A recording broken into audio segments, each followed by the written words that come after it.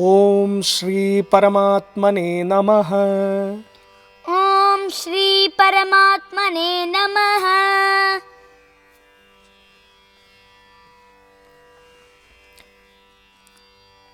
नमस्ते ईशान। नमस्ते कुलदीप मम्मू। Ready? यस मम्मू। Ready for another beautiful episode?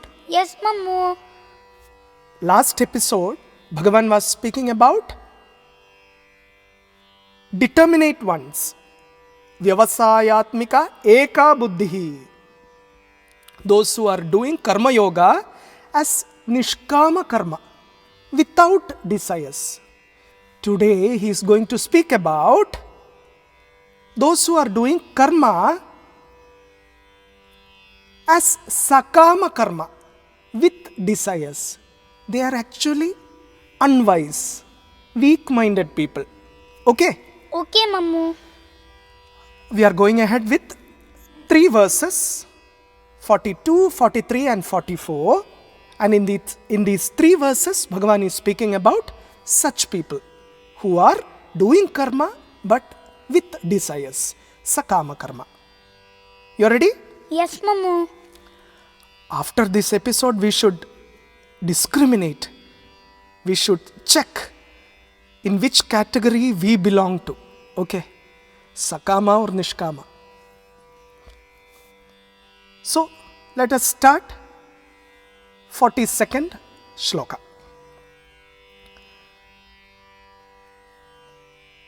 यामि मां पुष्पितां वाचं यामि मां पुष्पितां वाचं प्रवदन्त्यविपश्चितः प्रवदन्त्यविपश्चितः वेदवादरताः पार्थ वेदवादरताः पार्थ नान्यदस्तीति वादिनः नान्यदस्तीति वादिनः। Again. यामि मां पुष्पितां वाचं यामि मां पुष्पितां वाचं प्रवदन्त्यविपश्चितः प्रवदन्त्यविपश्चितः वेदवादरताः पार्थ वेदवादरताः पार्थ नान्यदस्तीति वादिनः नान्यदस्तीति वादिनः। Next shloka, 43rd shloka. Okay? Okay मम्मू। कामात्मानस्वर्गपराः कामात्मानस्वर्गपराः। Where is that s? कामात्मानस्वर्गपराः कामात्मानस्वर्गपराः जन्मकर्मफलप्रदाम् जन्मकर्मफलप्रदाम् क्रियाविशेषबहुलाम् क्रियाविशेषबहुलाम् भोगैश्वर्यगतिं प्रति. भोगैश्वर्यगतिं Hey, what is that? भोगैश्वर्यगतिं प्रति. भोगैश्वर्यगतिं प्रति। Once again, make sure that you are pronouncing that s also. Why? Because kamatmanah swargaparaha becomes kamatmanaswargaparaha. कामात्मानस्वर्गपराः जन्मकर्मफलप्रदाम् जन्मकर्मफलप्रदाम् क्रियाविशेषबहुलाम् क्रियाविशेषबहुलाम् भोगैश्वर्यगतिं प्रति. भोगैश्वर्यगतिं प्रति। उत्तमम्. You are with all Shraddha, right? Yes मम्मू। You are not dreaming, no? No. Now, next one, 44. भोगैश्वर्यप्रसक्तानाम् भोगैश्वर्यप्रसक्तानाम् तयापहृतचेतसाम् तयापहृतचेतसाम् व्यवसायात्मिका बुद्धिः व्यवसायात्मिका बुद्धिः समाधौ न विधीयते. समाधौ न विधीयते. Once again. भोगैश्वर्यप्रसक्तानां भोगैश्वर्यप्रसक्तानां तयापहृतचेतसां तयापहृतचेतसां व्यवसायात्मिका बुद्धिः व्यवसायात्मिका बुद्धिः समाधौ न विधीयते. समाधौ न विधीयते. See, now you have gained experience. You are chanting it so beautiful. Okay, beautifully. Uttamam, atti uttam. Chanting together. Yes, Mamu.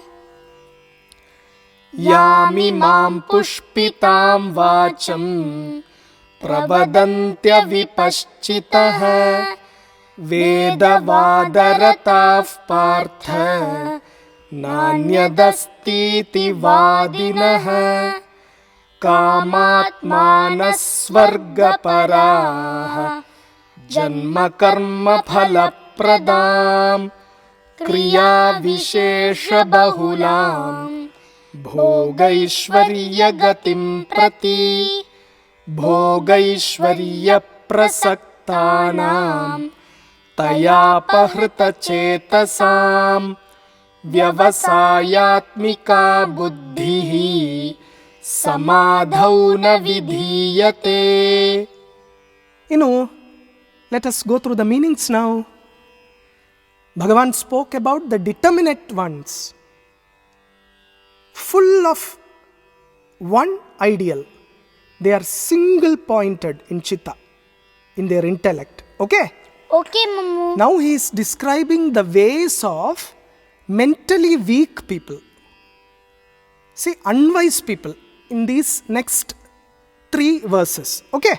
Okay, Mamu. See, they also do karmanusthana. But the thing is, the difference is, they do karma as sakama karma with desires for the worldly things. Okay? Okay, Mamu. But the determinate ones do it as nishkama karma. Say?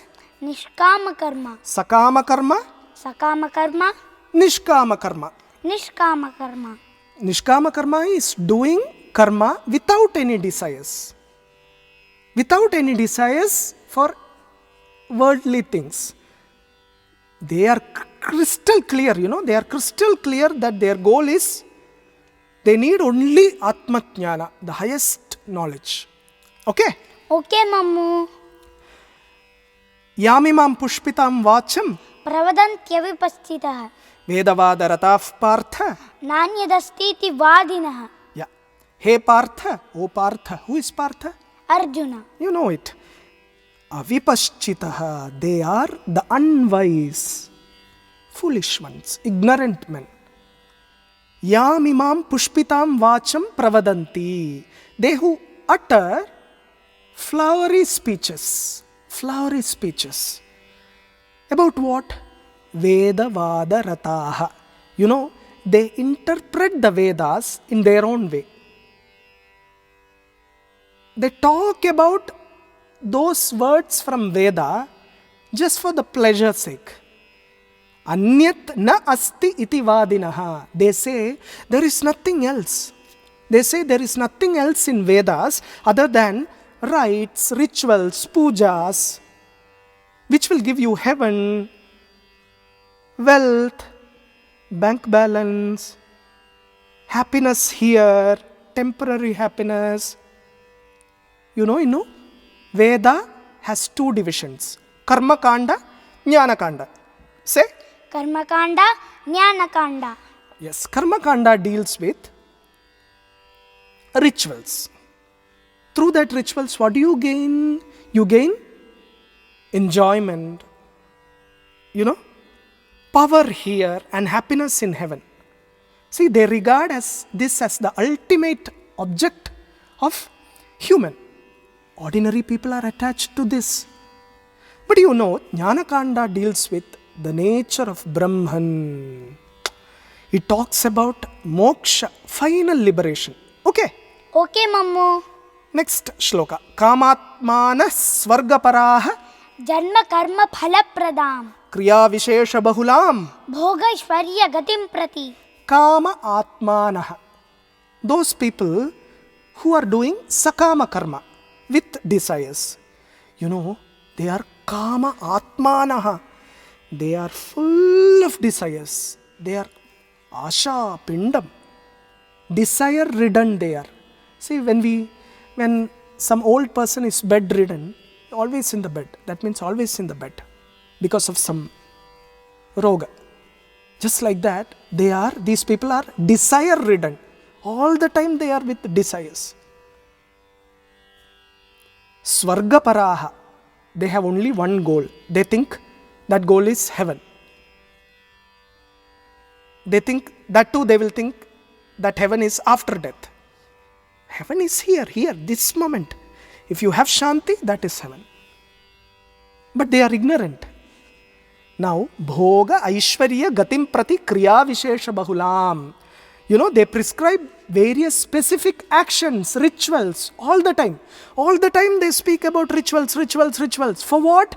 To gain enjoyment, power here, and heaven. That's their lakshya. Janma karma phalapradam yamimam pushpitam vacham pravadanti. They utter flowery words which lead to new births. You know, new janma. After all these rituals, you have to take new janma. See, it won't give you permanent phala. Permanent phala is to get mukti from cycle of birth and death. Bhogaishvariya prasaktanam Taya pahrata chetasam. vyavasayatmika buddhihi Samadhau na vidhiyate. samadhau na vidhiyate. Oh, samadhau na vidhiyate. Samadhau na vidhiyate. Na vidhiyate. Say? Na vidhiyate. Yeah. Taya apahrita chetasam. For whose minds are carried away by such flowery words, bhoga aishwarya prasaktanam, those who are deeply attached to pleasure and prosperity, buddhihi vyavasayatmika bhutva samadhau na vidhiyate. They cannot attain the determinate intellect concentrated on the Supreme Lord. Mammu, this You have something to say? this one-minded people only ask for moksha, and this 100-minded people won't ask for moksha. 100-minded people. 100-minded people. You are right. You know, last time we spoke about what was that? Many branched people. Bahushakaha. No? Yes. 100-minded people. Very good. Very good. Let us get into our spiritual tidbits, the interesting part. Mamu will start with a story for Innu. Okay? Okay, Mammu. This story is told by Swami Shivananda. Swami Shivananda of Rishikesh. Very interesting story. Okay? Okay, Mammu. There lived one person called Ram Prasad. What's his name? Ram Prasad. Ram Prasad. He did intense tapas for 12 years. Okay? Okay, Mammu. Lord Shiva appeared before him and asked, Dear Ram Prasad, I'm very happy for you. I'm so happy with your tapas. You ask me any boon, I will give it. I will grant that boon. Okay? Okay, Mammu. Ram Prasad immediately said, Oh Bhagavan, I want a son. Then Lord Shiva replied, Tathastu, Tathastu. So be it, my little child. For Bhagavan, all of us are child, no? So be it. After a few months, Ram Prasad had a son. But you know, the problem is, he was born as blind.